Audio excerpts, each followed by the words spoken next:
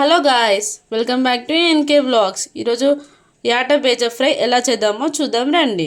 పెట్టుకొని అందులోకి 1 table spoon oil వేసుకోవాలి. ఆయిల్ హీట్ అయిన తర్వాత బేజ వేసుకోవాలి.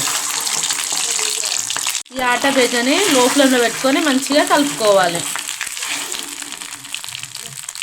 ఇది మంచిగా మగ్గిన తర్వాత దీన్ని ముక్కలు ముక్కలు చేయాలి.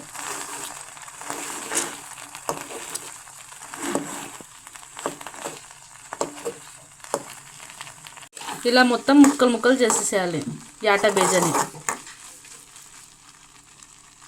ఇందులోకి అల్లం వెల్లిగడ్డ వేసుకోవాలి. చిటికెడు అల్లం వెల్లిగడ్డ పేస్ట్ చేసుకొని మంచిగా కలుపుకోవాలి.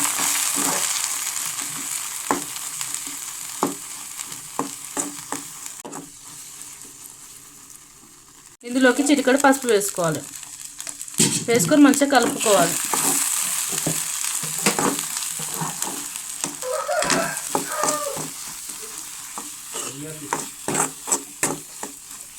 రెండు నిమిషాలు ఫ్రై చేసుకోవాలి మంచిగా. రుచికి సరిపడ ఉప్పు, రుచికి సరిపడ కారం వేసుకొని మంచిగా కలుపుకోవాలి.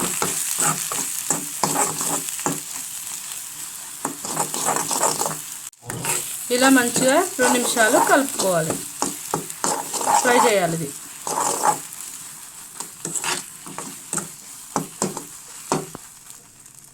చిటికెడు ధనియాల పొడి, చిటికెడు గరం మసాలా వేసుకొని మంచిగా కలుపుకోవాలి.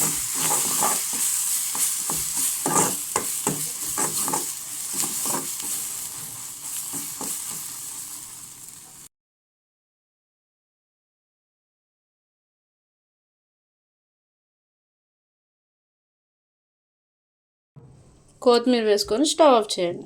Bheja fry ready.